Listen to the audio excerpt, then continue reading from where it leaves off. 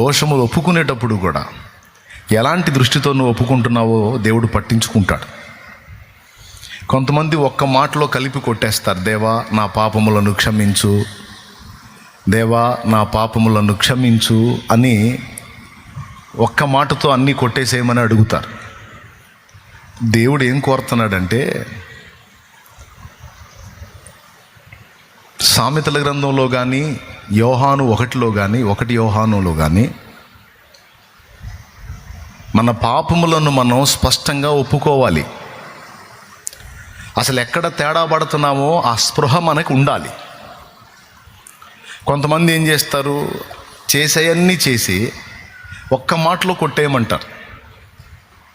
ఇప్పుడు దినమంతట్లో పొరపాట్లు జరిగినాయి. ఆ జరిగిన పొరపాట్లన్నింటినీ ఒక్క మాటతో సాయంత్రానికి ప్రభువా నా పాపములను క్షమించేసేయి, యేసు నామములో అడుగుచున్నాను తండ్రి, ఆమేన్ అంటారు. ఏం పాపాలు చేసావు కుమారుడు అంటే, ఏదో ఒకటి చేసే ఉంటా కదా, క్షమించేసేయి అని చాలా సింపుల్గా తీసుకుంటారు దాన్ని. తప్పు. దేవుని ఎదుట మనం చేసే దేనిలోనైనా స్పష్టత ఉండాలి, స్పష్టత ఉండాలి. నువ్వు నా ముందుకు వస్తావు, శాలేమన్నా నన్ను క్షమించేసేయి అంటావు. అప్పుడు నా మొదటి ప్రశ్న ఏంటి, నీకు ఏం చేశావు? నీ ఎడల నేను ఏదో ఒకటి చేశా, క్షమించేసేయి అంటే ఏం చేశావు అని అడుగుతానా, అడగనా? పెద్దగా చెప్పండి. పోనీ మీ దగ్గరకు వచ్చి నేను మిమ్మల్ని నన్ను క్షమించండి అన్నాను అనుకో, మీరు అడుగుతారా, అడగరా? అదేందన్న అట్టు అడుగుతున్నావు, ఏం చేసావన్నా అని అడుగుతారా, అడగరా? క్లారిటీ ఏది? నువ్వు ఏం చేశావో నీ మనస్సాక్షికి తెలుసు. నువ్వు ఎక్కడెక్కడ రాంగ్ బటన్స్ నొక్కుతున్నావో, ఎక్కడెక్కడ తప్పటడుగులు వేస్తున్నావో నీ హృదయంలో మొత్తం రికార్డ్ అయి ఉంటాయి. ఏ రోజుకు ఆ రోజు ప్రోగ్రాం కాదు. ఒక రోజు మొత్తంలో ఎక్కడెక్కడ నువ్వు తేడా పడ్డావో నీకు తెలియదు. నువ్వు ఎక్కడ నోరు జారావో తెలుసు, ఎక్కడ తప్పుడుగా ఆలోచించావో తెలుసు, ఎక్కడ దురుసుగా ప్రవర్తించావో తెలుసు, ఎక్కడ ప్రలోభించావో తెలుసు, ఎక్కడ నువ్వు మూర్ఖంగా ప్రవర్తించావో నీ మనస్సాక్షికి తెలుసు. తెలిసి మనం నాటకాలు ఆడొద్దు దేవుని ముందు. మన హృదయంలో ఉన్నటువంటి తప్పుడు ఆలోచనలను, ఫలానా విషయంలో నేను వీక్ అవుతున్నా దేవా, యథార్థంగా ఒప్పుకుంటున్నాను, దయచేసి నన్ను క్షమించు, నేను దాని మీద పోరాడుతున్నాను, నాకు జయం ఇవ్వు, నేను ఒప్పుకుంటున్నాను ప్రభువా, అది తప్పు, అది నా బలహీనత, నీ ముందు ఒప్పుకుంటున్నాను, నేను దాన్ని అధిగమించాలి, నేను బలపడాలి, దయచేసి నన్ను క్షమించు,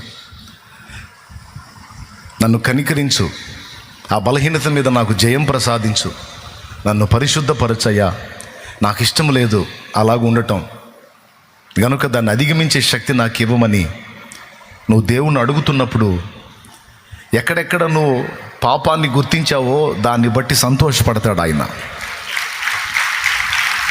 నీకు అర్థమైందా? ఎక్కడెక్కడ నువ్వు పాపాన్ని గుర్తించి గ్రహింపు ఉన్నావో దాన్ని బట్టి సంతోషపడతాడు ఆయన.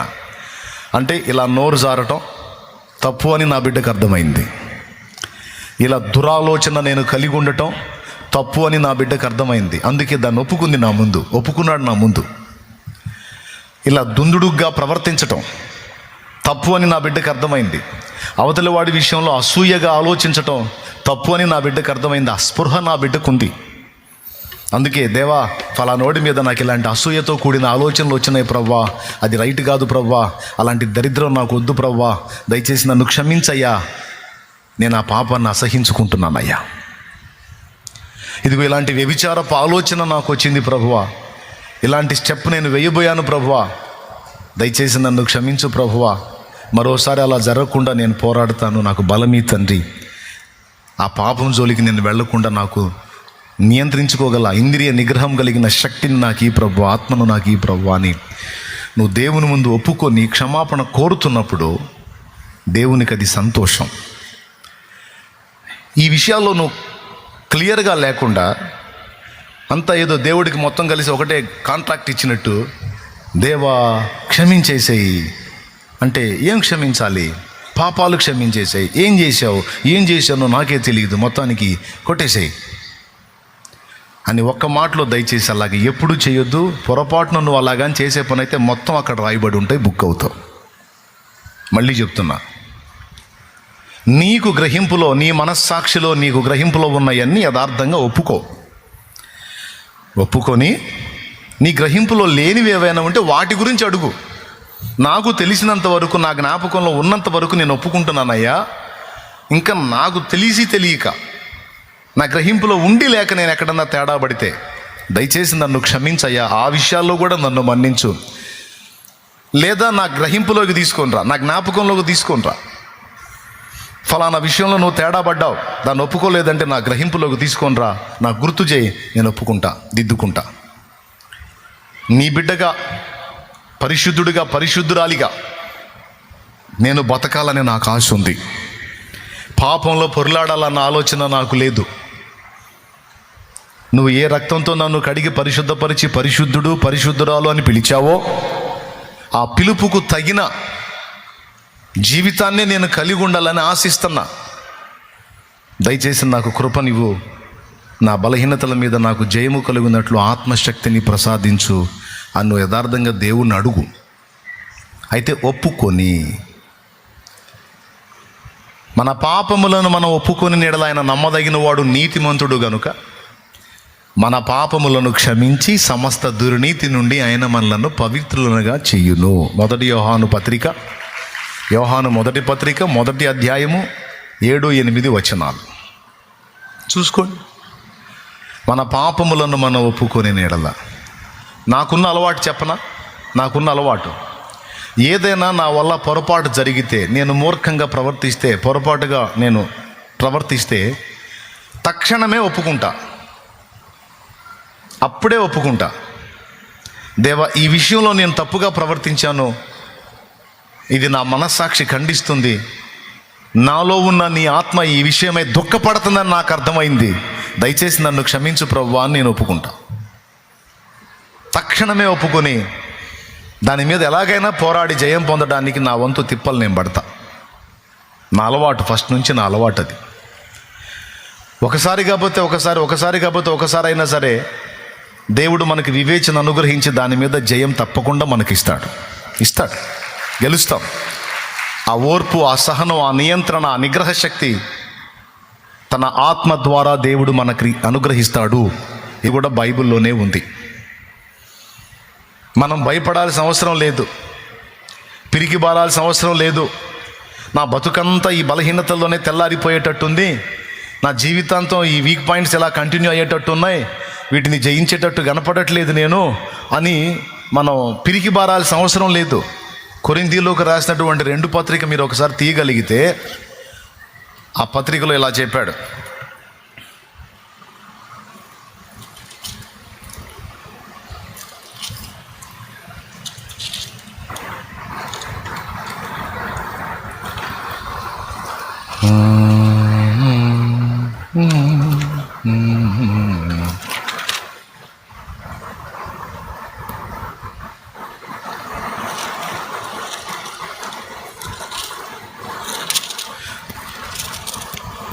తిమోతికి రాసిన 2 పత్రిక తీసుకోండి.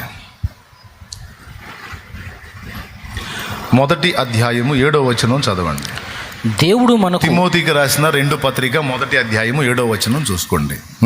దేవుడు మనకు శక్తియు, ప్రేమయు, ఇంద్రియ నిగ్రహమును గల ఆత్మనే ఇచ్చెను గాని పిరికితనము గల ఆత్మని ఇయ్యలేదు. దేవునికి స్తోత్రం కలుగును గాక.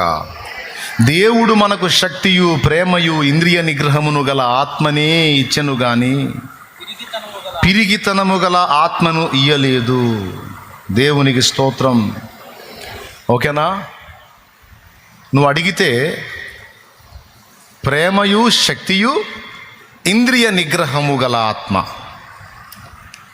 ఆ ఆత్మను మనకు అనుగ్రహించేశాడంట, ఇచ్చాడంట. అసలు దేవుడు మనకు అనుగ్రహించిన ఆత్మలో ప్రేమయు, శక్తియు, ఇంద్రియ నిగ్రహము గల ప్రభావం ఉంది ఆ ఆత్మలో. ఆ ఆత్మను మనకు అనుగ్రహించాడు.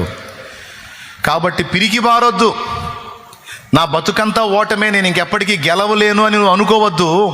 నువ్వైతే గెలవలేవు, కానీ దేవుడు నీకు అనుగ్రహించిన తన ఆత్మ ద్వారా మనం ఖచ్చితంగా గెలుస్తాం. కొడు కొడు చెప్పండి, గట్టి కొడు, కొట్టాలా, గట్టి కొట్టండి, గట్టి కొట్టండి.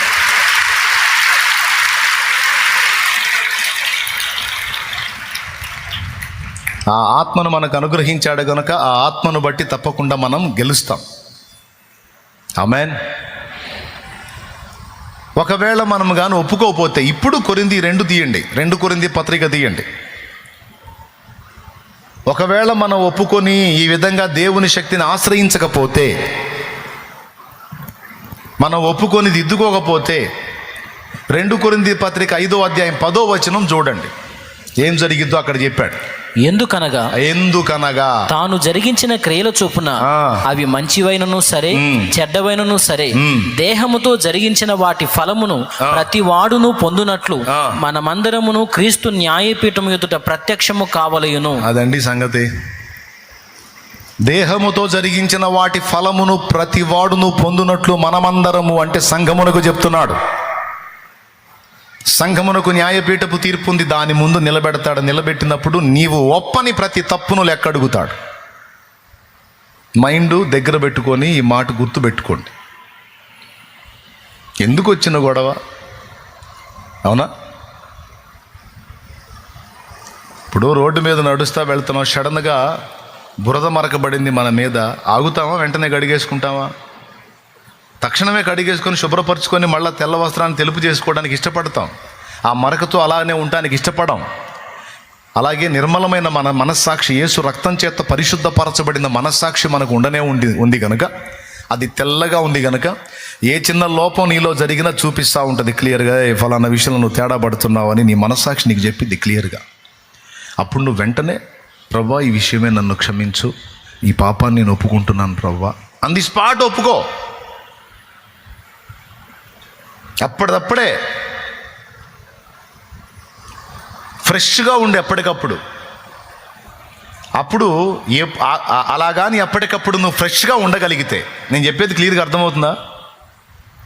అలా నువ్వు ఎప్పటికప్పుడు దోషాలు ఒప్పుకొని క్లియర్గా ఫ్రెష్గా నువ్వు ఉండగలిగితే, నీ ప్రాణం పోయినా లేకపోతే ఆయన వచ్చినా గొడవే ఉండదు, ఇక హాయిగా వెళ్ళిపోవచ్చు ఆయన దగ్గరికి. మనం పోయినా లేదా ఆయన వచ్చినా ఏ క్షణాన్ని పిలుస్తాడో తెలియదు కనుక, ఎప్పుడు పిలిచినా ఫ్రెష్గా వెళ్ళిపోవడానికి ఎప్పటికప్పుడు ఏ రోజుకి ఆ రోజు స్నానం చేసినట్టు, ఎప్పటికప్పుడు ముఖం కడుక్కున్నట్టు మన క్రియలను ఎప్పటికప్పుడు దిద్దుకోవాలి, ఒప్పుకోవాలి, సరి చేసుకోవాలి. లోపాలు ఉంటే విడిచిపెట్టాలి. దేవుని ఎదుట మన బ్రతుకులు ఉన్నాయని మర్చిపోవద్దు. మనం కప్పుకున్నవి, ఒప్పుకోకుండా కప్పుకున్నవి, సమర్థించుకున్నవి, పరిస్థితులను గురించి చెప్పుకున్నవి దేవుడు ఉపేక్షించడు, లెక్క అడుగుతాడు. ఎందుకు ఈ విషయాలు ఎంతసేపు చెప్పాల్సి వచ్చిందంటే ఒక కారణం ఉంది.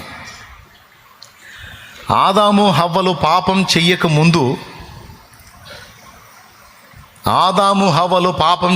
ముందు ఒకరి క్షేమాన్ని ఒకరు, ఒకరి మేలును ఒకరు కోరుకున్నారు. తెలుసా మీకు ఆ సంగతి?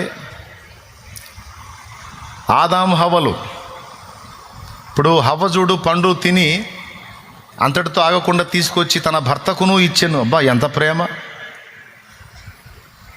భర్త క్షేమాన్ని కూడా కోరుకుంది, పోతే ఇద్దరం పోతామని.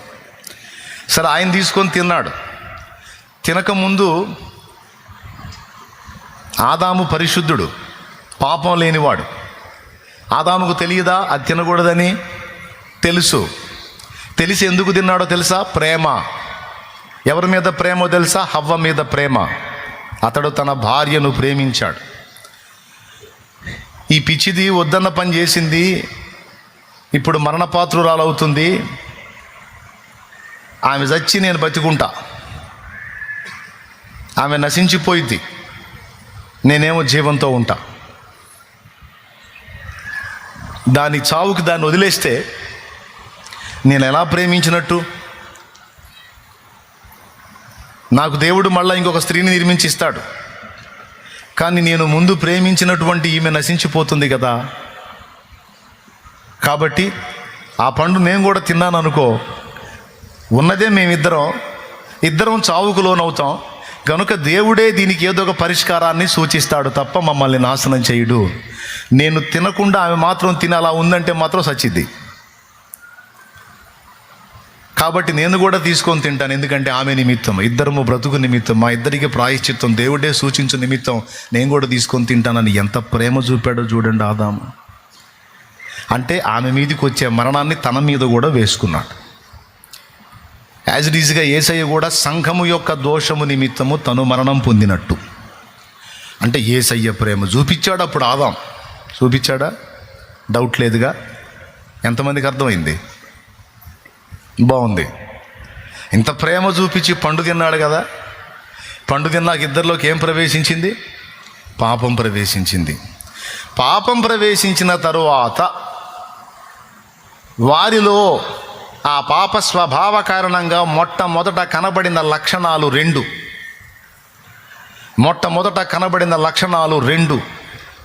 వాటిల్లో మొట్టమొదటిది దేవుని దగ్గర నుండి తప్పించుకోవడానికి ప్రయత్నం చేయటం. దేవుని దగ్గర నుండి తప్పించుకొని దాగి ఉండటానికి, కప్పుకోవటానికి, కనబడకుండా చాటు చేసుకోవటానికి ప్రయత్నించటం మొదటిది. రెండోది ఏంటో తెలుసా? వాళ్ళు ఏడదాక్కుంటారు దేవుని కళ్ళను దాటి. దేవుడు కనిపెట్టేశాడు. ఆదామా నీవెక్కడని పిలిచాడు. తోటలో నీ స్వరం విన్నప్పుడు నేను దిగంబరిగా ఉంటిని కనుక భయపడి దాగుకొంటిని అన్నాడు. సరే నాయన బయటికి రా. బయటకు వచ్చాడు.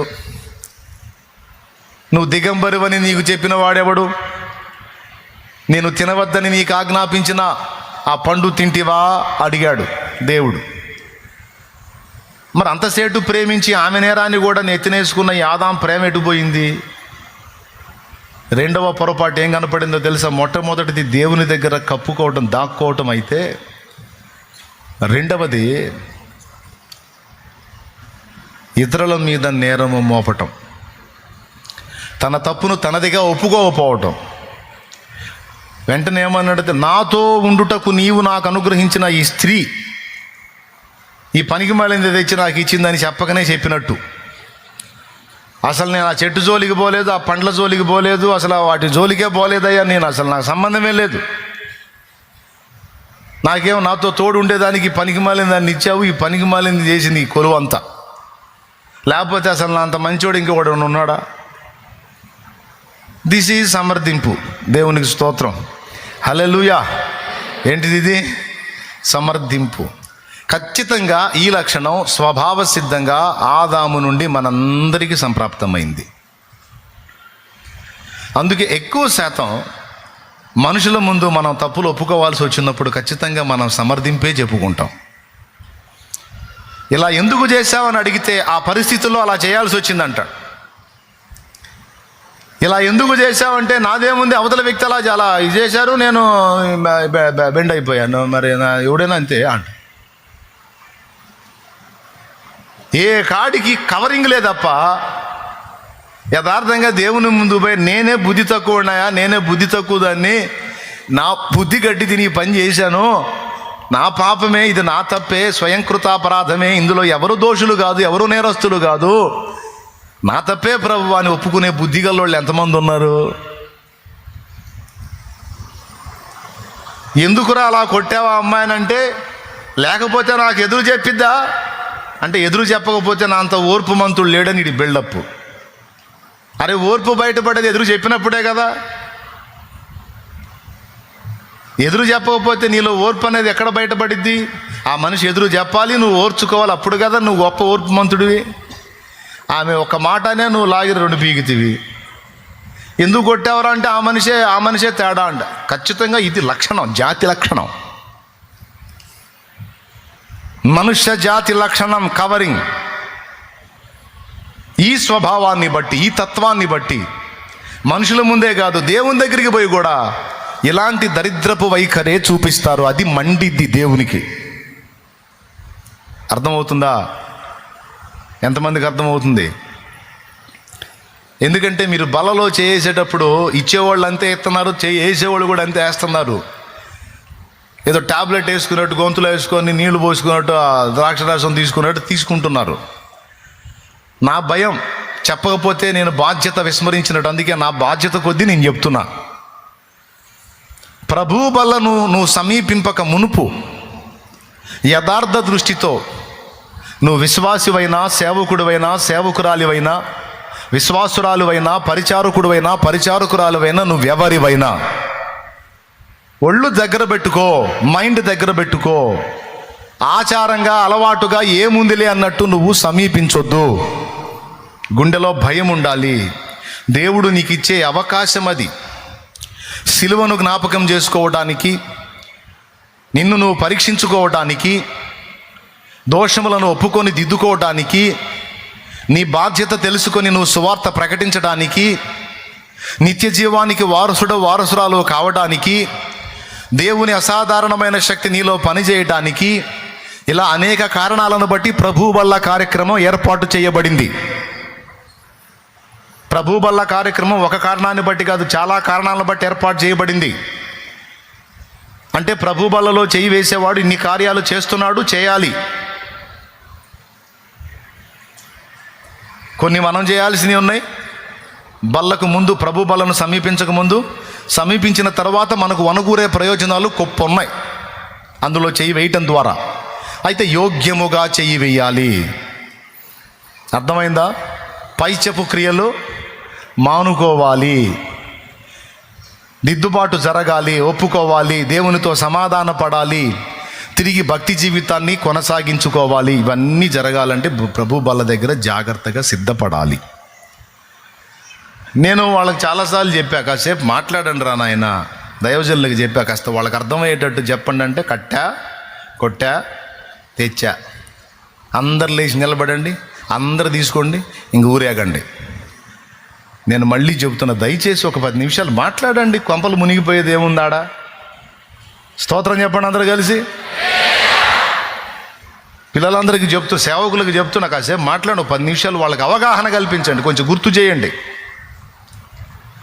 లేకపోతే వాళ్ళు ఇబ్బందుల పాలవుతారు.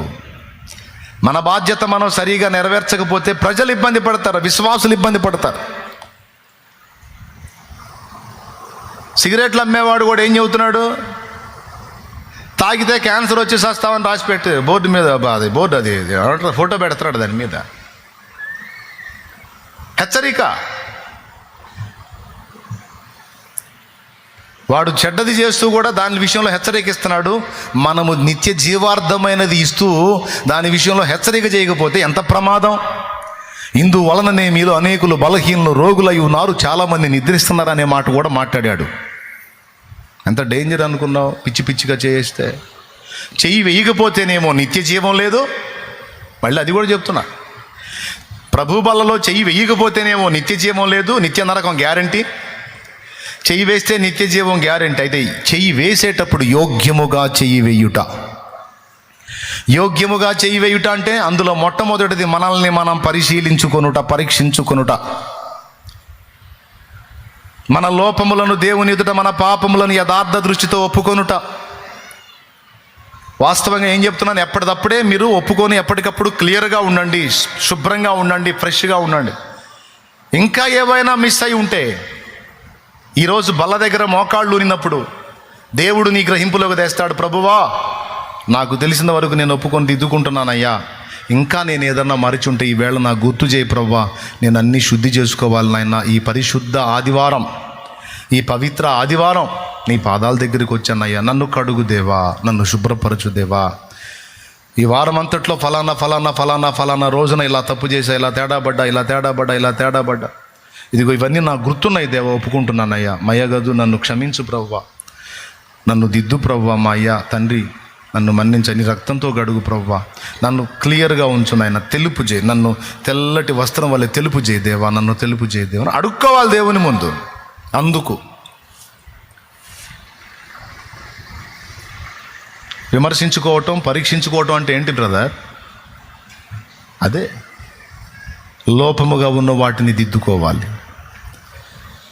అలాగాని మనం ఒప్పకపోతే ఏం చేద్దాం? స్వభావ సిద్ధంగా కవరింగులే తప్ప ఒప్పుకోటాలు ఉండవు కదా. అదెందుకు చేశావు, ఇదెందుకు చేశావు అంటే జనాలకు చెప్పే సమాధానాలే దేవుడి దగ్గర కూడా. మోకాళ్ళు వేసి ప్రార్థన చేసేటప్పుడు కూడా ఏమంటాడో తెలుసా? ప్రభువా, ఆ అమ్మాయి రెచ్చగొడుతుంది తండ్రి, ఆ పనికి మాలిన దాన్ని మార్చు నాయన, అందుకే తన్యా ప్రభు ఏం అనుకోవద్దు. ఆ పనికి మాలోడు నన్ను రెచ్చగొట్టాడు తండ్రి, అందుకే తిట్టా ప్రభు. అరే వాడి సంగతి తీసేయి, నువ్వు ఒప్పుకో. అతను తిట్టినా నేను ఓర్చుకోవాల్సి ఉంది కదా ప్రభువా, నీ బిడ్డగా క్షమించాల్సి ఉందిగా ప్రభువా, సహించాల్సి ఉందిగా. కానీ ఆ సహనాన్ని కోల్పోయి, ఆ ఓర్పును కోల్పోయి, ఆ భరించడాన్ని కోల్పోయి రివర్స్ అయిపోయా. ఇది నా తప్పు, నా బలహీనత, నా యందు దయ ఉంచి నన్ను క్షమించమని దేవుని ఎదుట అలాంటి యథార్థ దృష్టితో ఒప్పుకొనటమే పరిశుద్ధులకు తగింది.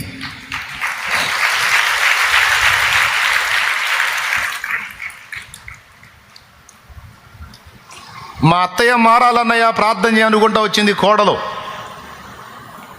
ఏందమ్మంటే రాచి రంపాన పెడుతుంది, టార్చర్ చేస్తుంది, మామూలుగా ఆడుకోవట్లా, నన్ను దుర్మార్గురాలు అయిపోయింది, సైతాన్ మొకంది, రోజు నన్ను పీడించుకు తింటుంది. ఓకే, ఆమె చెప్పాలనుకున్నవన్నీ చెప్పనిచ్చా. సరే ప్రార్థన చేస్తా, కళ్ళు మూసుకో అన్న. కళ్ళు మూసుకుంది, నెత్తి మీద చేపెట్టి యేసు నామములో ఈ బిడ్డకు మారు మనసు దయచేయి ప్రభు అని ప్రార్థన చేశా. ఎవరికి మారు మనసు? కోడలకా అత్తకా?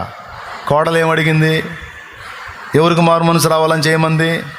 అత్తకి రావాలని చేయమంది. నేను ఎవరికి చేశా?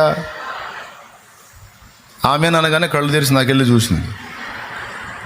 దేవునికి స్తోత్రం.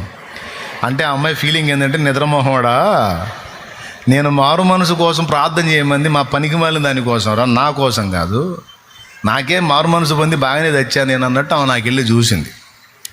అప్పుడు నేను చెప్పా, నాకు నువ్వు ఎందుకు చూస్తున్నావు నాకు అర్థమైంది.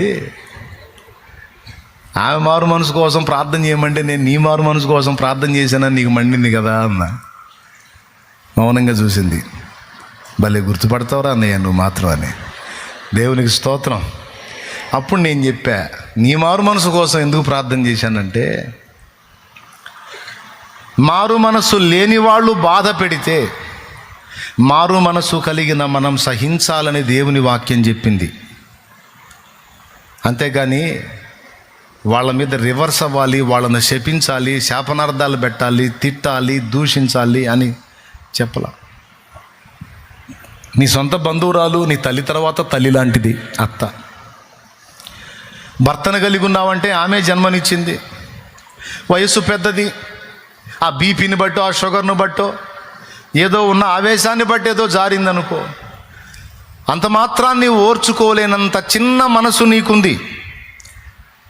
అంటే నీ మనస్సులో ఓర్పు పర్సంటేజ్ పెరగాలి. అంటే మార్పు చెందాల్సింది నువ్వు, సిగ్గుపడాల్సింది నువ్వు. అరే 4 మాటలు పడలేకపోతున్నాను, నా మనసు ఏంది మరీ ఇంత సంకుచితమైపోయింది, ఇంత ఇరుకైపోయింది ఏంది, మరీ ఇంత డెలికేట్గా ఉన్నానేంది, అంత మాత్రం సహనం లేకుండా ఉన్నానేందని సిగ్గు నువ్వు తెచ్చుకోవాలి. అరే ఒక మాట పడలేకపోయానేంటి, ఇదేంది ఇంత వీక్ అవుతున్నాను, ఒక మాట కూడా పడలేక వెంటనే రియాక్ట్ అవుతున్నానేంటని ఆలోచించి పశ్చాత్తాపడి మారు మనసు నువ్వు పొందాలి, సిగ్గు నువ్వు తెచ్చుకోవాలి, ఓర్పు సహనములలో గ్రోత్ నువ్వు అవ్వాలి, ఎదుగుదల నీలో రావాలి. అందుకే అలా ప్రార్థన చేశా. అంటే ఇక సౌండ్ లేదు, సైలెంట్గా పోయింది. దేవునికి స్తోత్రం కలుగును గాక. ఇప్పుడు చెప్పండి, కవరింగ్లా, సమర్థింపులా, దేవునికి సర్ది చెప్పుకోవటాలా? ఎందుకు ఎగస్టాలు ఎచ్చులు?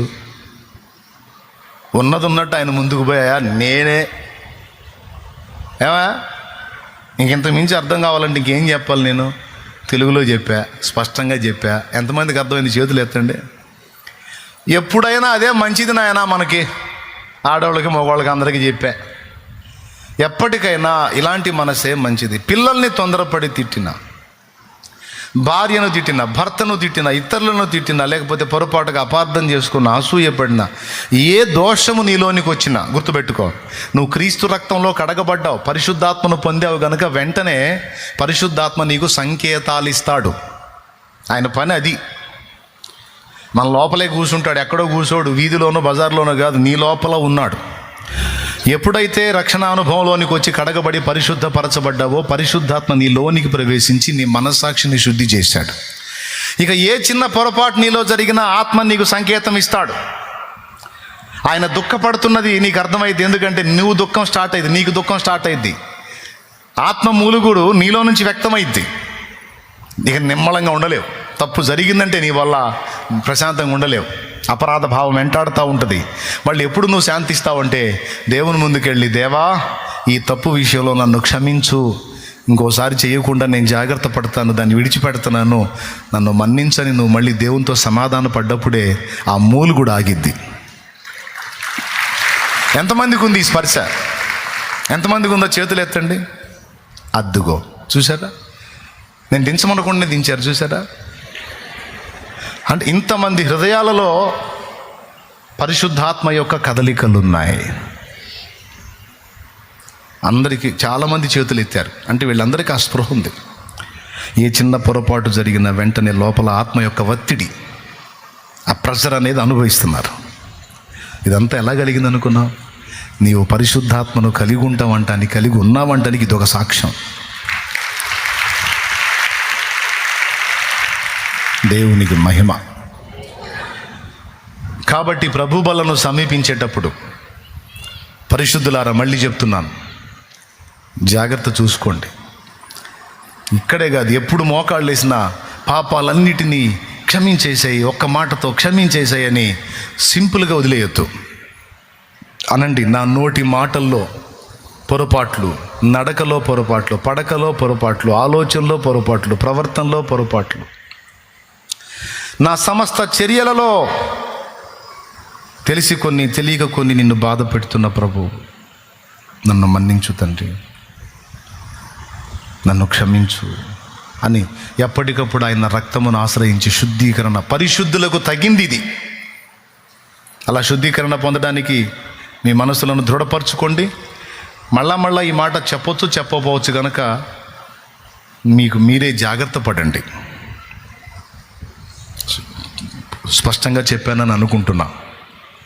ఓకే, పాపం వాళ్ళు ఆ అర్పణ సేకరించడానికి ఆ కానుకలు సంచి పట్టుకుని అలానే కూర్చున్నారు. అయితే వాళ్ళకు కూడా చెప్పా ఈ సందర్భంగా, పరిచర్య చేయటమే కాదు, పరిచర్య చేసే నీ చేతులు పవిత్రంగా ఉన్నాయో లేవో చూసుకో. ప్రభు బలం అందించే నీ చేతులు, అంటే చేతులు అంటే ఈ చేతులు కాదు, నీ చేతలు, నీ నడతలు పవిత్రంగా ఉన్నాయా? లేకపోతే వారం అంతా వేయాల్సిన ముసుకంతా వేసి ఏమి అరగినట్టు ఇక్కడికి వచ్చి తెల్ల ముసుగేసి నీ కొరకు నా కొరకు ప్రభు ప్రాణం పెట్టాడు ఇదిగో అని షో చేస్తున్నావా? చూసుకో అని పరిచారకులకు కూడా ఒక వార్నింగ్. అందరం దిద్దుకోవాలి, అందరూ సరి చేసుకోవాలి. ఓకేనా? రైట్. ఇప్పుడు ఒక పాట పాడుతూ ఉండగా పరిచర్యకు తోడ్పాటు అందిద్దామా? ఓకేనా? పాపాలు ఎలా ఒప్పుకోవాలి? కలిపి కొట్టాలా? ఏదో ఒప్పుకోండి ఒకసారి. పాపాలు, ప్రభా నా పాపములన్నీ క్షమించేసాయి. అరే ఎంత సింపుల్గా అయిపోయింది. రోజు మొత్తంలో ఒకసారి ప్రభువా నా పాపములన్నీ క్షమించేసాయంటే ఏం పాపం చేశావు అంటాడు. ఏం చేశానో తెలియదు, ఏదో ఒకటి క్షమించేసాయంటే స్పష్టం లేని మొహం దానా, కన్ఫ్యూజ్ మొహం దానా, కన్ఫ్యూజ్ మొహం వాడా అంటాడు. స్పష్టత ఉండాలి. దేవునికి మహిమ కలుగునుగాక. కాబట్టి ప్లీజ్ అర్థం చేసుకొని ఎప్పటిదప్పుడు దిద్దుకొని రాకడకు పోకడకు రెండిటికి సిద్ధంగా ఉండండి.